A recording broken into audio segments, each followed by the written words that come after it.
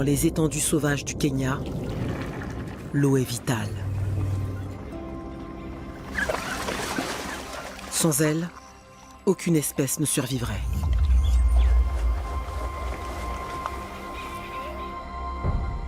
Voilà près de 2 mois qu'il n'a pas plu.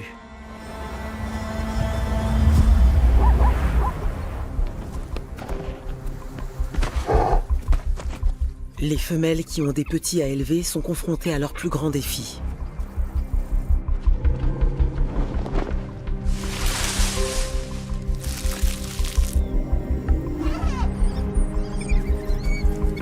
Car ici, la vie bat au rythme des pluies.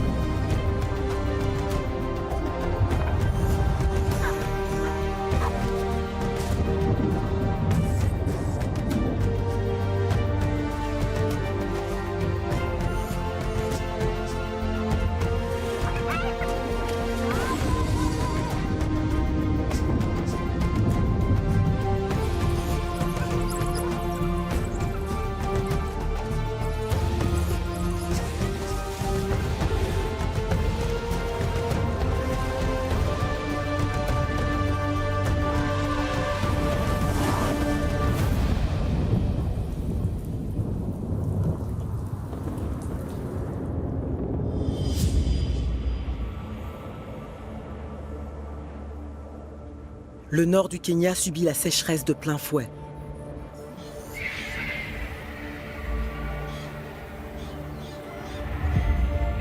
La rivière Ewasonjiro s'est muée en un ruban de sable qui serpente au cœur des plaines arides.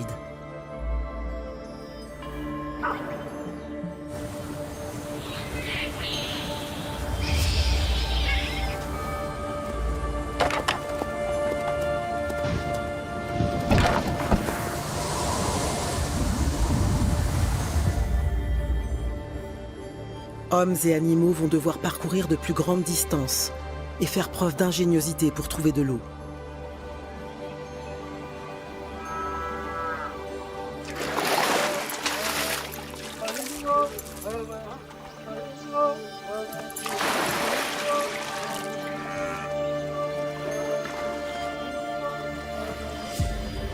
La plupart des troupeaux d'éléphants qui peuplaient la réserve de Samburu après les pluies ont déserté la zone. Ils sont partis à la recherche de sources et de points d'eau.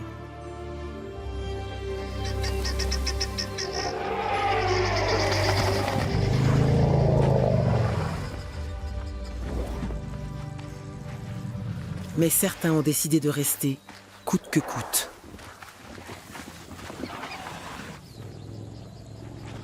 C'est le cas de ce groupe, baptisé les artistes par les scientifiques qui l'étudient.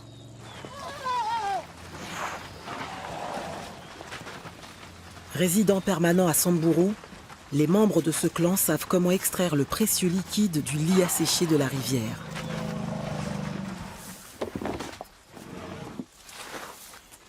Les éléphants ont un odorat extraordinaire et savent exactement où creuser.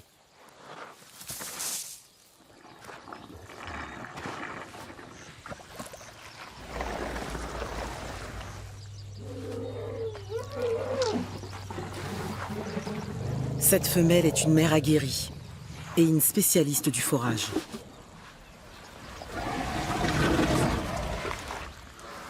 Une fois qu'elle a étanché sa soif, son petit tente de l'imiter. Mais elle ne le laisse pas faire. Un éléphanteau malhabile pourrait faire tomber du sable dans le trou. Or, l'eau doit rester la plus claire possible. C'est crucial, car les pluies ne reviendront pas avant plusieurs mois. Les quelques flaques qui restent permettent de prendre un bain de boue bienvenu.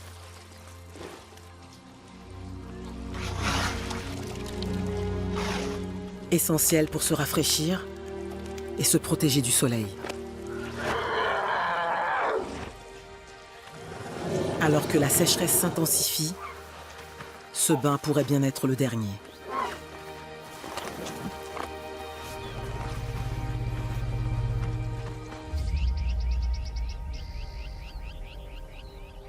À 320 km au sud de Samburu, les plaines de Nabo-Isho ont jauni.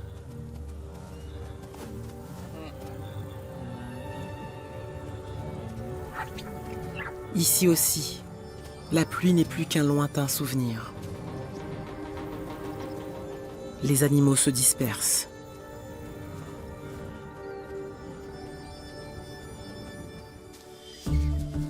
Kuleta et ses 4 guépardos se sont mis en marche. Il n'y a plus assez de proie dans la zone qu'elle occupait pour nourrir toute la famille.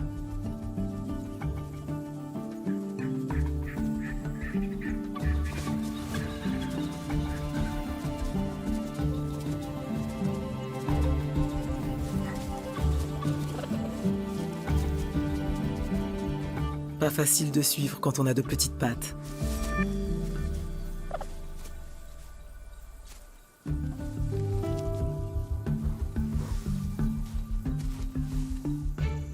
Il est temps de se reposer un peu.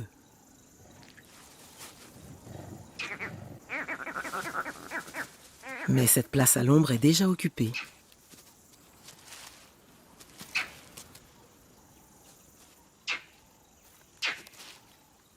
La famille de Vervet se retrouve coincée en hauteur.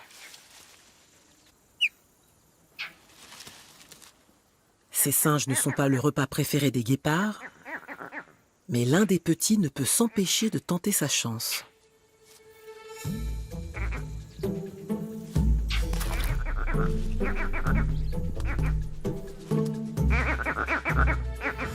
Pour ce guépardo, grimper aux arbres est devenu une formalité.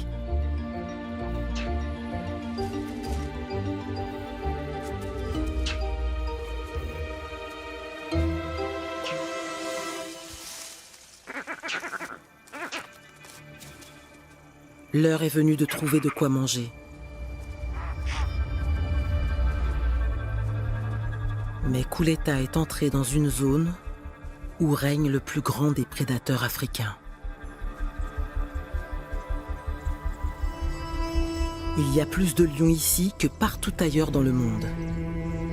Et les lions s'attaquent aux guépards.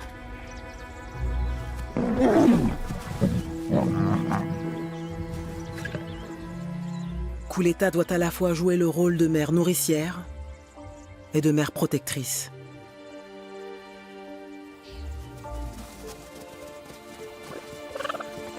Et redoubler de vigilance avec ses redoutables nouveaux voisins.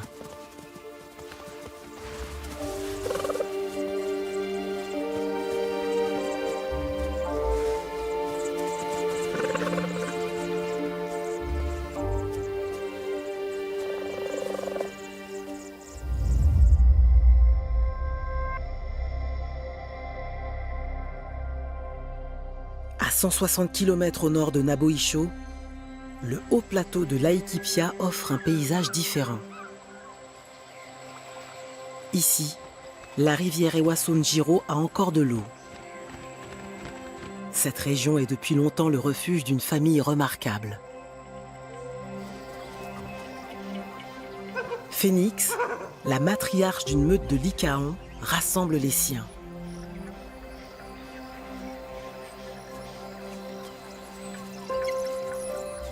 Ces petits de 4 mois sont sortis de leur tanière et ont intégré le groupe familial.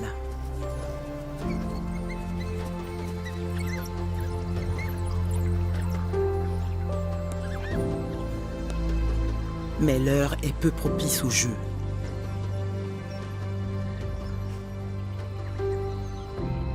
Laikipia a bien reçu quelques pluies, mais pas suffisamment. Les herbivores sont rares. Il est temps de partir en quête de nourriture.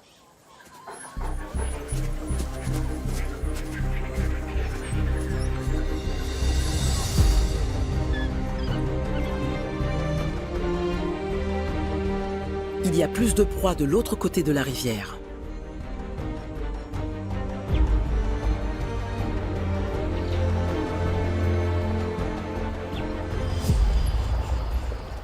La traversée n'a peut-être l'air de rien, mais les Lycaons sont inquiets. Et ils ont de bonnes raisons de l'être.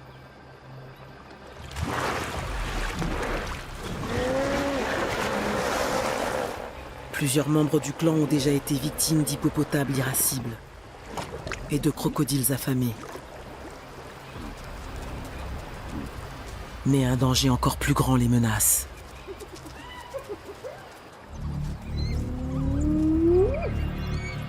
Des hyènes, les ennemis jurés des Lycaons. Alors que la sécheresse avance et que les proies se raréfient, les hyènes ne cessent de talonner la meute pour lui voler ce qu'elle chasse, privant les jeunes d'une nourriture essentielle.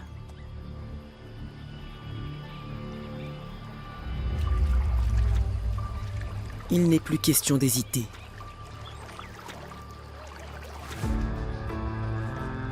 Phénix doit mettre ses petits à distance, le plus loin possible des hyènes.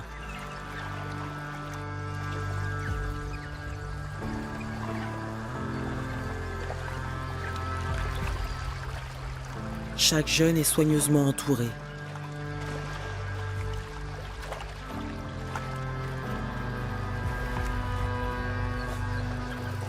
Personne n'est laissé à la traîne chez les Lycaons.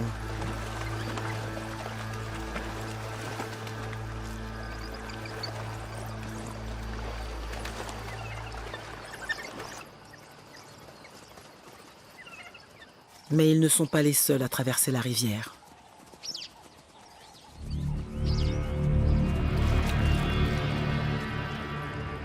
Ils sont suivis de près par les hyènes.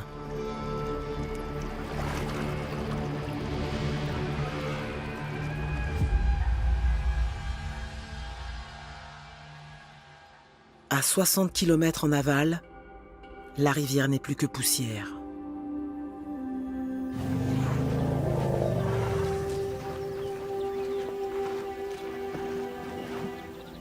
Le troupeau des artistes abandonne temporairement son trou d'eau pour se diriger vers la forêt toute proche.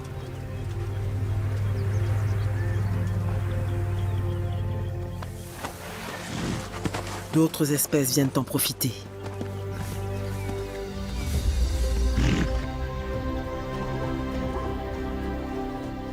Ces puits fraîchement creusés attirent des animaux venus de plusieurs kilomètres à la ronde.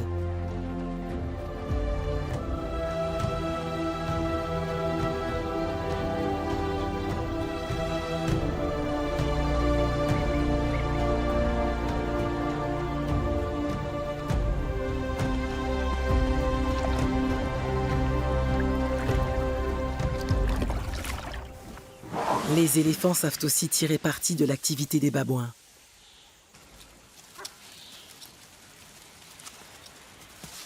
Les palmiers portent encore de nombreux fruits. Les artistes suivent les singes pour profiter des dattes qu'ils font tomber, même si elles sont peu nutritives.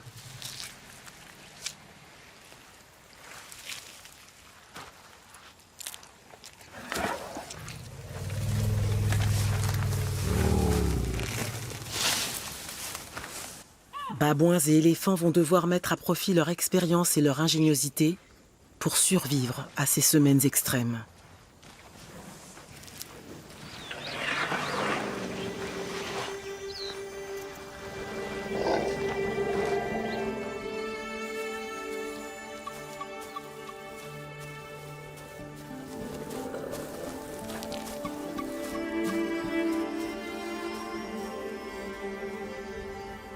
En quête de nourriture pour ses petits, Kuleta s'enfonce toujours plus loin sur le territoire des lions.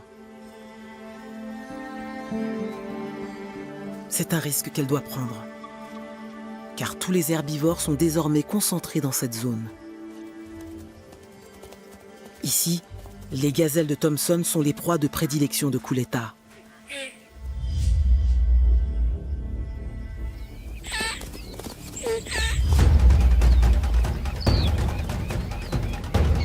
Les guépards peuvent produire des accélérations foudroyantes et passer de 0 à 97 km/h en moins de 3 secondes.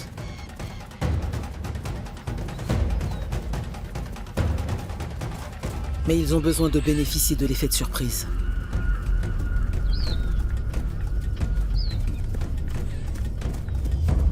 Kuleta a manqué son coup. Elle n'insiste pas, afin de préserver ses forces pour la prochaine attaque.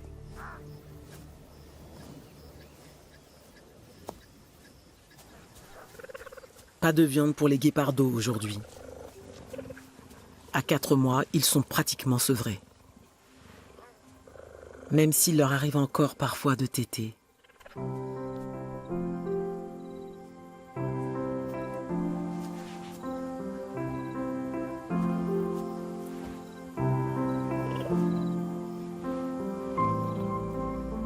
L'allaitement permet de maintenir le lien entre la mère et ses petits.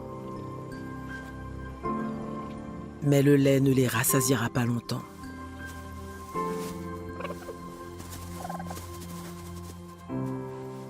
Kuleta doit absolument leur rapporter de la nourriture solide.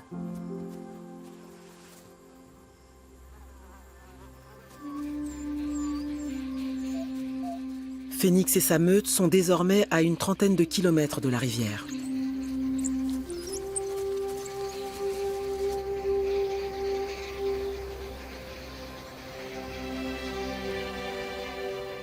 Elles ont atteint les collines de Loïsaba, un paradis comparé au désert de poussière plus au nord.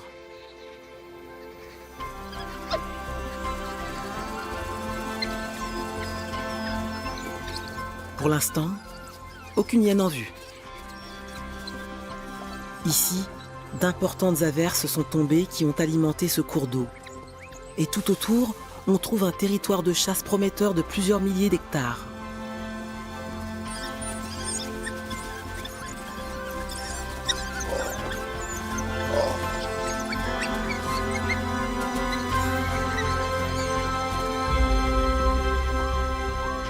Une meute de lycaons peut parcourir plus de 20 km par jour pour trouver des proies. Et c'est l'occasion pour les jeunes d'apprendre à chasser.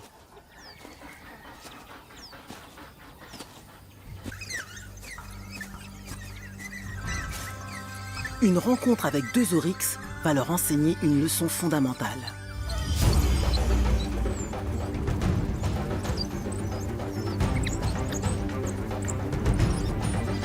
Les adultes testent immédiatement les herbivores, montrant aux petits comment approcher une proie dangereuse.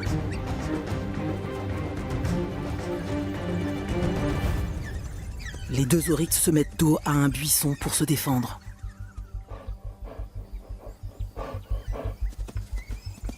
Leurs longues cornes pointues sont capables d'empaler un lycaon.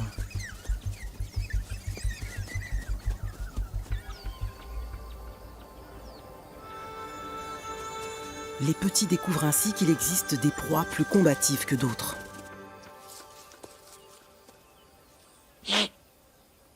Les dik-dik et les impalas sont moins gros.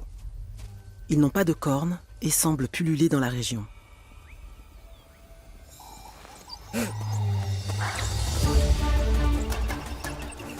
Qui plus est, les lycaons n'ont pas à se fatiguer beaucoup pour les attraper.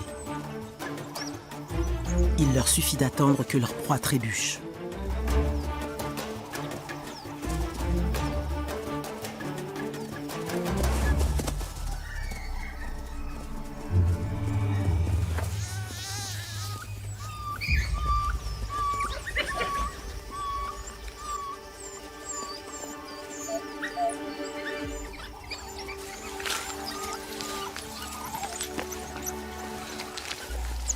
Ils sont obligés de manger le plus vite possible, car le clan des hyènes se rapproche.